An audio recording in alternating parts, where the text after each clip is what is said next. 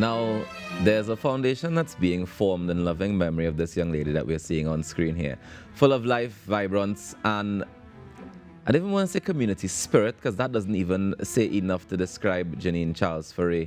And we, of course, continue to send out condolences to her family, but I love the fact that now her family is empowering themselves to be able to carry on the work that she would have started and to take it to a whole other level. We're seeing clips of her from Queen's Hall, from different performances, and of course, we hope that she continues to rest in peace. But this morning, we get to chat a little bit about the legacy that she's left behind and how we're going to be able to carry it on. And to do so, I want to welcome Canon Richard Jacob and Maestro Michael Hudlin. Good morning, gentlemen. Good morning. Good morning. All right, so I want to start with the Black Collar Creative Foundation. I know that Janine's mom would have taken up the mantle and said she wants to do this foundation in honor of her daughter and the work that she's been doing. Tell me the involvement of the All Saints Anglican Church in this. So Janine was a parishioner at All Saints, and in fact, part of what happened really was that her grandmom passed earlier in 2022. It was really a very trying time for the family generally, and then we were all in shock. Just a couple of months later, when Janine passed, Janine passed suddenly. And part of it is, of course, we were in the midst of coming out of COVID. And during COVID, Janine had been really very active in trying to take care of creatives. Yes. We know what COVID-19 did to those who work in arts and performance. And live gigs and that kind of thing. So that she, during the time of COVID, she was actually going out, organizing hampers, organizing food, organizing folks, trying to help them. And lobbying to the ministry as well while doing all of that. So she was really just very involved in taking care of people. And one of the things that happened really was that when she passed, there was this almost spontaneous outpouring of music and of love. At her funeral, there was almost like a pre-funeral concert. Which in itself was magnificent, and a magnificent celebration of life and of art and of music. And I think in the midst of all of that, one of the things that Auntie Marva, well, her mom, was trying to do is how do we keep this legacy alive? And so the concern for creatives will have passed into what is to become the foundation. And how do we plan to carry on this legacy now, Michael? Well, I can speak for Chandelier Productions. Janine really helped us get off the ground because I remember after my first show back in 2016, Janine came up to me and she gave me a mini buff. And she said, "Mikey, why didn't you call me? I would have helped you. I would have made sure that everything was prepared and help you with marketing and all these things." I get a buff already. Yeah, you know, Janine is buff everybody. So after that, I came back during the pandemic, and in November 2020, I just called Janine and I said, "Hey, I think we could put a Christmas show together."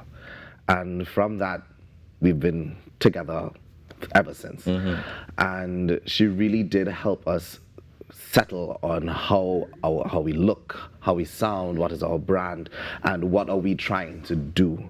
And our goal really and truly is to make music accessible to everyone, and to be able to, for people to see themselves in the music that we do, but also to experience and learn about things outside of what we are familiar with.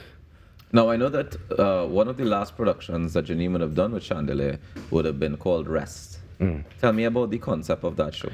So originally, after we did our last Theatre Night Out 3, which was another quick project, we were all exhausted, just exhausted. And I kept saying to myself, how do creatives do this?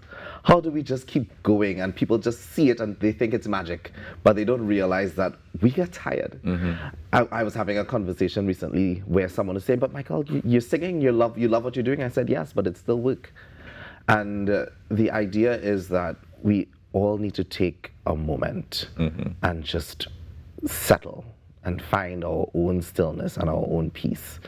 And well, that was the original concept. And then after Janine passed, took on a life of its own. So we decided to dedicate the entire production to her. So you're putting on Rest again? Yes. Is it going to be a different show? Is it the same show reimagined? It's the same show with a few pieces differently, and also we're adding more instruments. So we're trying to make it we're trying to breathe more life into the piece. Is it that All Saints Church is going to be having and hosting more concert type things like this now? So that is kind of the intention. You're letting the cat out of the bag. I tried to get you the bag. Let me see if we can see what's going on in there. So part of it is, and specifically about Rest, is during COVID, we lost a lot of people. We did. We lost, there was a lot of trauma in the midst of all of that. Everyone knows what it feels like to be overwhelmed and to not know how things are going to turn out.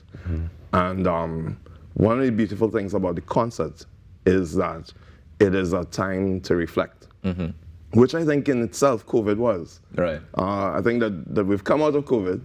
Folks are trying to go back to what was before COVID. To BC, before COVID, and we can't do that. And it's impossible. Yeah. It is not possible.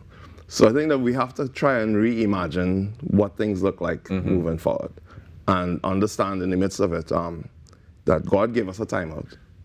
We're supposed to take timeouts.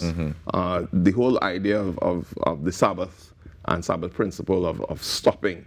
Do your work, do it well, do it faithfully, but also rest. And then, of course, there's this eternal rest that is to come, which we also have to contend with and contemplate. As it relates to the concerts as an ongoing thing, All Saints actually, now this second run of the concert was actually supposed to take place in May. But we had our synod and some other things going on. Right. And because the anniversary, All Saints was actually 177 years old. Nice, on the 7th of May. And it was meant to be part of the celebration. You can celebrate whole year, man. Well, so there are lots of celebrations going on. Right. I mean, I was asked to stick in a little plug because Holy Trinity is actually celebrating 200 years. The actual day is tomorrow. Nice. And so they're in Woodford Square. And part of that ongoing celebration is a special service in the Savannah on the 4th of June. Okay. So folks can listen out for more about that. I hope you come back to tell us more about that in particular. I'll ask the dean to come because that's her baby. Well, tell me, we don't have much time left, unfortunately. Sure. But when is Rest happening? How much are tickets? How do we get tickets? So Rest is happening on June 10th, Saturday, June 10th at 7 p.m. at All Saints Anglican Church. You can get tickets at the parish office, or you can contact me at 295-7435. You can contact the producer, Tiana Chandler, at 710-9436. And Canon, you can give the numbers for All Saints. Right, so you can contact the parish office on 627-7004. And, well, my cell number is 772-9732. We basically are dealing with it that way. Gentlemen, thank you so much for continuing this week, and we look forward to seeing more of it. And I know everybody's going to come out. How much are tickets, by the way? 200. Just $200? Yes. Only. All right, so we had to ram out We All Saints Church. Well, we want a fully church. But yeah, and I mean, in that big of a church, we could ram out All Saints, man. Yeah, man. Of course. You know what I mean? Yeah.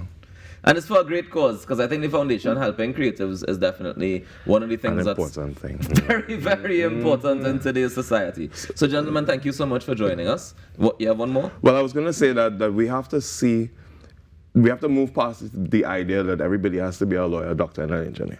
Yeah, and get to the point where folks are able to make a living doing the thing that they are best at.